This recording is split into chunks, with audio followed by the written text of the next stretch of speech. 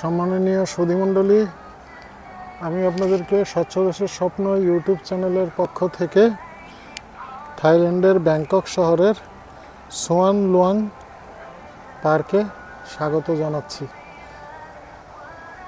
এটা একটা সুবিশাল পার্ক, যে এখানে আপনি হেঁটে কয়েক ঘন্টায় সম্পূর্ণটা ঘুরতে পারবেন এরকম কোনো অবস্থা নেই।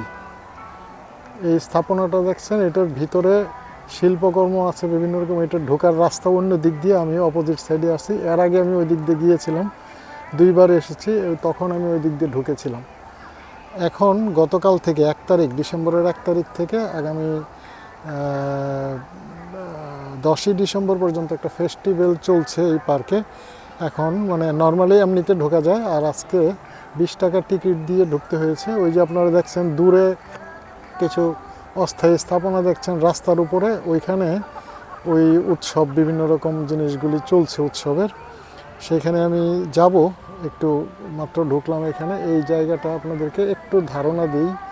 এখন এই যে দেখেন, এই লেকের মধ্যে কত কত মানুষ এনজয় করছে, 2 জন করে সাধারণত প্রতিটা। এটা রাজহাঁসের মতো করে বানানো, এটাতে করে পায়ে প্যাডেল দিয়ে তারা ঘুরে।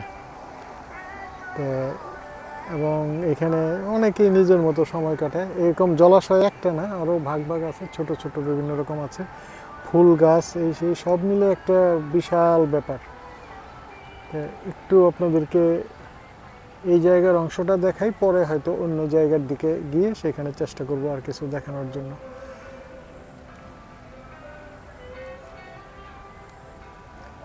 কিছু দেখাচ্ছি, তারপরে দেখবেন এত বড় পার্কে ওই যে ময়লা রাখার সব জায়গায়, বিভিন্ন জায়গায় বাস্কেট আছে বড় বড়।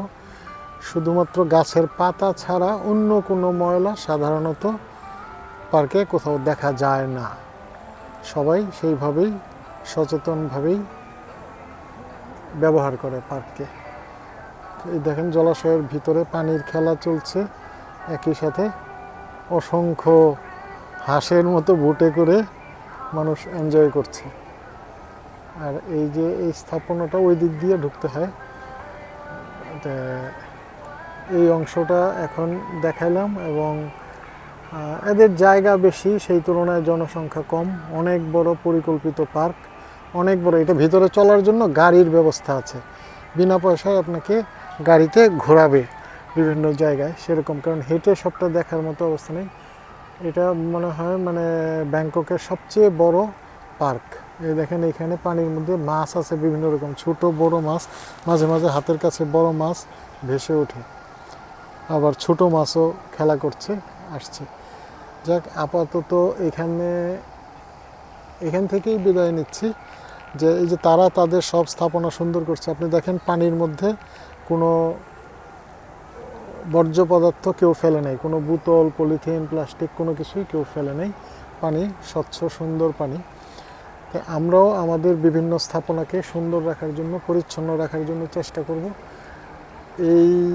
এটা আমাদের মনে মনে নিজেদের চিন্তা ভাবনা, আর কিছু না। অন্য কেউ করে দিতে পারবে না। আমরা নিজে মানসিকভাবে প্রস্তুতি নিলেই একমাত্র সেটা সম্ভব হবে। তখন আমাদের পরিবেশ সুন্দর হবে, আমাদের দেশটাও সুন্দর হবে, আমাদের মর্যাদাও বাড়বে, স্বাস্থ্যও ভালো থাকবে। এই প্রত্যাশা করে সবার কাছ থেকে সবাইকে ধন্যবাদ জানিয়ে বিদায় নিচ্ছি। ধন্যবাদ।